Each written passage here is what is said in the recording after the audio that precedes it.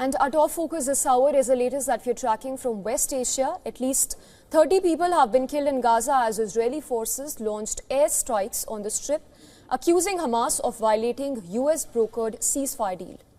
Now, the Israeli Defense Minister Israel Katz accused Hamas of attacking Israeli troops in Gaza and warned that IDF will respond with great force. While Katz did not say where the troops were attacked, Hamas said its fighters had no connection to the shooting incident in Rafah. Gaza Civil Defense said that at least 3 strikes were carried out, while the territory's main Al-Shifa hospital said one hit its backyard as well. The Israeli military did not, however, immediately comment on the strikes. The latest violence in a 3-week-old ceasefire, which followed a statement by Prime Minister Netanyahu's office saying that he'd ordered immediate powerful attacks. Hamas's armed wing in response said that it was postponing the handover of another hostage body that was scheduled for Tuesday evening. The Ezzeddin al-Qassam Brigade said in a statement that any Israeli escalation will hinder the search, excavation and recovery of the bodies. In a further statement on Telegram, Hamas's armed wing said it had found the bodies of 2 hostages on Tuesday. It did not say when it would hand them over. As tensions mount, US Vice President, J.D. Vance said that the truce was holding despite what he called skirmishes.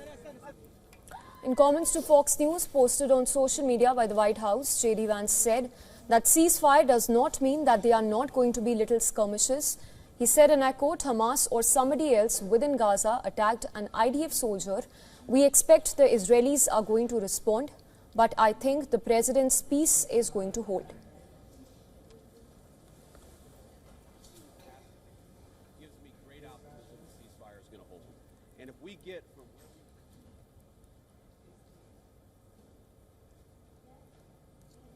All right, for more on this, we're now being joined live by John Rossimondo from Washington, D.C. He's the president of Viking Research Associates and a geostrategist and expert on national security.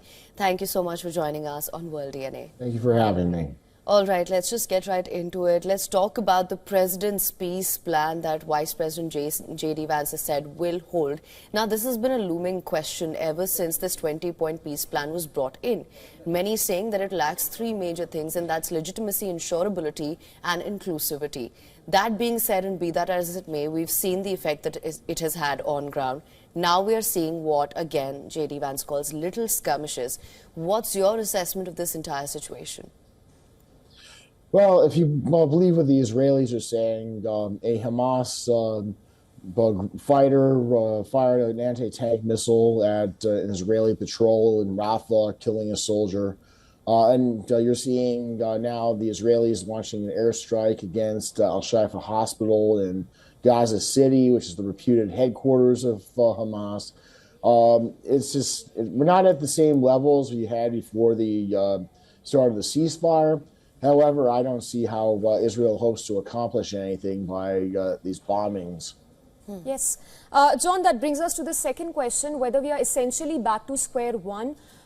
Is that what it essentially means? And also, what is the process you think is going to be here on when it comes to the second phase of the ceasefire deal, which is the disarmament by the Hamas group and also the governance model in Gaza region as a whole?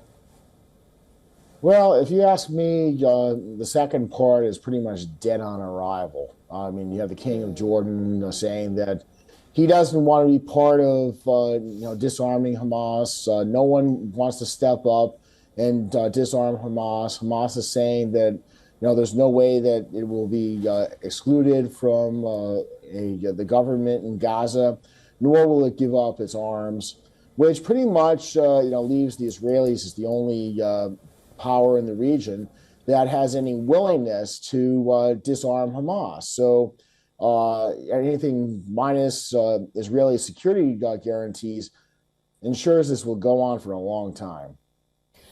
Right. Now, of course, when we talk about all of these factors that come in, and that's where we've been speaking to a lot of other experts as well, and that's that's the hinge, right?